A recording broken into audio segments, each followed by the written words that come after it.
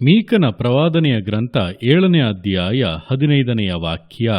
ನೀನು ಐಗುಪ್ತ ದೇಶದೊಳಗಿಂದ ಪಾರಾಗಿ ಬಂದ ಕಾಲದಲ್ಲಿ ನಾನು ತೋರಿಸಿದಂತೆ ಅದ್ಭುತಗಳನ್ನು ತೋರಿಸುವೆನೋ. ಈ ವಾಕ್ಯದಲ್ಲಿ ದೇವರು ತಾನು ಅದ್ಭುತಗಳನ್ನು ತೋರಿಸುವಂಥ ದೇವರೆಂಬುದಾಗಿ ತಿಳಿಸಿ ನುಡಿದಂಥ ಸಂಗತಿಗಳನ್ನು ವಿವರಿಸಲಾಗಿದೆ.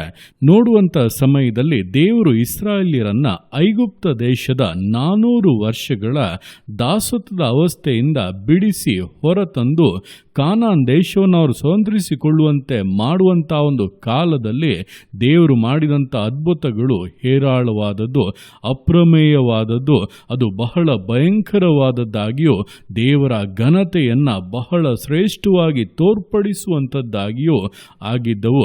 ಅದರ ನಂತರದ ಕಾಲದಲ್ಲಿ ನೋಡುವಾಗ ದೇವರ ಅಷ್ಟು ಅದ್ಭುತ ಕಾರ್ಯಗಳನ್ನು ಬೇರೆ ಯಾವ ಸಂತತಿಯೂ ಕೂಡ ಕಾಣಲಿಲ್ಲ.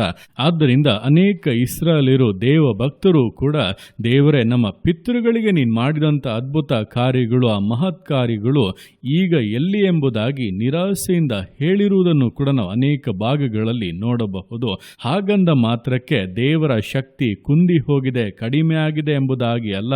ದೇವರು ಹೇಳುತ್ತಾ ಇದ್ದಾರೆ, ನೀನು ಐಗುಪ್ತ ದೇಶದೊಳಗಿಂದ ಪಾರಾಗಿ ಬಂದ ಕಾಲದಲ್ಲಿ ನಾನು ತೋರಿಸಿದಂತೆ ಅದ್ಭುತಗಳನ್ನು ತೋರಿಸುವೆನು ಎಂಬುದಾಗಿ. ಅಂದರೆ ಈಗಲೂ ಕೂಡ ನಾನು ಶಕ್ತನಾಗಿದ್ದೇನೆ, ಈಗಲೂ ಕೂಡ ನಾನು ಬಲಿಷ್ಠನಾಗಿದ್ದೇನೆ. ನನ್ನ ಬಲ ಕುಂದಿ ಹೋಗಿಲ್ಲ, ನನ್ನ ಸಾಮರ್ಥ್ಯ ಕುಂದಿ ಹೋಗಿಲ್ಲ. ನಾನು ಅತಿಶಯಗಳನ್ನು ಮಾಡುವಂಥ ದೇವರು. ಐಗುಪ್ತ ದೇಶದಿಂದ ನೀನು ಪಾರಾಗಿ ಬರುವಂಥ ದಿನಗಳಲ್ಲಿ ನಿನ್ನ ಪಿತೃಗಳಿಗೆ ಮಾಡಿದಂಥ ಅದ್ಭುತ ಕಾರ್ಯಗಳನ್ನು ನಾನು ಈಗಲೂ ಕೂಡ ಮಾಡುತ್ತೇನೆ. ಅದಕ್ಕಿಂತ ಭಯಂಕರವಾದವುಗಳನ್ನು ನಿನಗೆ ತೋರಿಸುತ್ತೇನೆ, ನಿನ್ನ ಅನುಭವಕ್ಕೆ ತರುತ್ತೇನೆ ಎಂಬುದಾಗಿ ದೇವರು ವಾಗ್ದಾನ ಮಾಡುತ್ತಾ ಇದ್ದಾರೆ. ಯೇಸು ಕ್ರಿಸ್ತನ ಕಾಲದಲ್ಲಿ ಅದರ ಪ್ರಾರಂಭವನ್ನು, ದೇವರು ತನ್ನ ಮಹಿಮೆಯನ್ನು ತೋರ್ಪಡಿಸುವುದನ್ನು ನಾವು ಪುನಃ ವಾಕ್ಯಗಳಲ್ಲಿ ಓದಬಹುದು. ಆತನು ಗಾಳಿಯನ್ನು, ಸಮುದ್ರವನ್ನು ಅಡಗಿಸಿದನು, ನೀರಿನ ಮೇಲೆ ನಡೆದನು, ಸತ್ತವರನ್ನ ಬದುಕಿಸಿದನು, ಗುಣವಾಗದೇ ಇರುವಂಥ ರೋಗಗಳಲ್ಲಿ ಇದ್ದಂಥವರನ್ನ ಗುಣ ಮಾಡಿದನು. ಕ್ಷಣ ಮಾತ್ರದಲ್ಲಿ ಹುಟ್ಟು ಕುರುಡರಿಗೆ ದೃಷ್ಟಿ ಬಂದಿತು, ಹುಟ್ಟು ಕುಂಟರು ಎದ್ದು ನಡೆದಾಡಿದರು, ಕುಷ್ಠ ರೋಗವು ನೀಗಿತು. ಸತ್ತು 4 ದಿನಗಳಾಗಿ ನಾತ ಬರುತ್ತಾ ಇದ್ದಂಥ ಅವಸ್ಥೆಯಲ್ಲಿದ್ದಂಥವರು ಕೂಡ ಜೀವದಿಂದ ಎದ್ದರು. ಆತನ ಮಾತುಗಳು ಅಧಿಕಾರವನ್ನು ತೋರ್ಪಡಿಸಿತು. ಅದೇ ದೇವರು ಇಂದಿಗೂ ಕೂಡ ಅದ್ಭುತಗಳನ್ನು ಮಾಡುವುದಕ್ಕೆ ಶಕ್ತನಾಗಿದ್ದಾನೆ. ಆತನ ಬಲವನ್ನ, ಶಕ್ತಿಯನ್ನ, ಆತನ ಮಹಿಮೆಯನ್ನ ನಮ್ಮಲ್ಲಿ, ನಮ್ಮ ಮೂಲಕವಾಗಿ, ನಮ್ಮ ಮಧ್ಯದಲ್ಲಿ ಕೂಡ ಪ್ರಕಟಿಸುವುದಕ್ಕೆ ಸಮರ್ಥನಾಗಿದ್ದಾನೆ.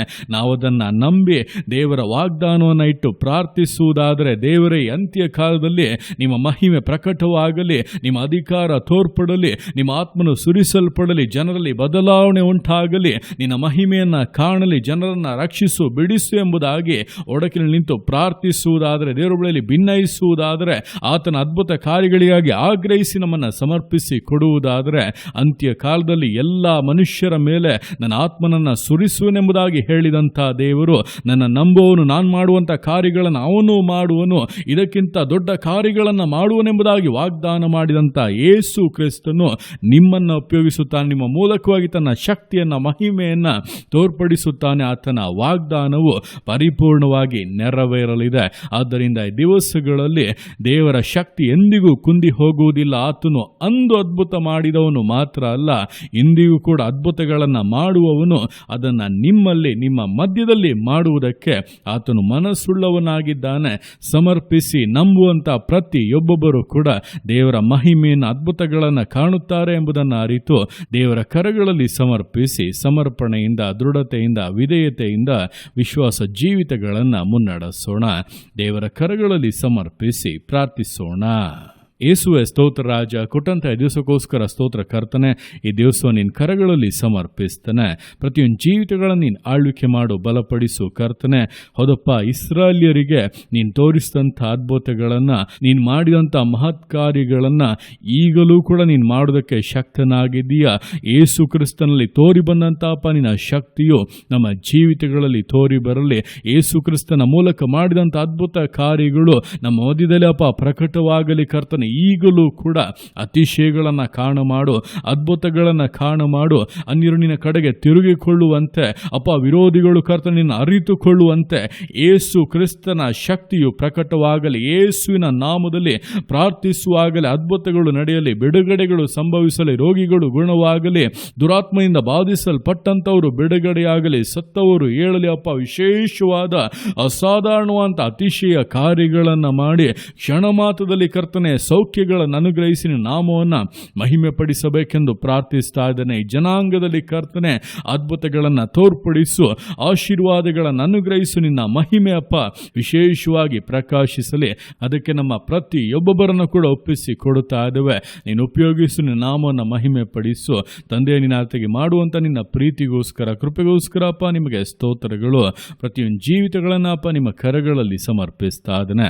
ಆಶೀರ್ವದಿಸು, ಮಾನಿಸು, ಘನಪಡಿಸು. ಎಲ್ಲೋ ನಿಮ್ಮ ಕರಗಳಲ್ಲಿ ಸಮರ್ಪಿಸಿ ಎಲ್ಲ ಸ್ತುತಿಯನ್ನು ಮಾತ್ಮನಿನೊಬ್ಬನಿಗೆ ಸಲ್ಲಿಸಿ ಯೇಸುವಿನ ನಾಮದಲ್ಲಿ ಬೇಡುತ್ತೆ ನಮ್ಮ ತಂದೆಯೇ. ಆಮೇನ್, ಆಮೇನ್.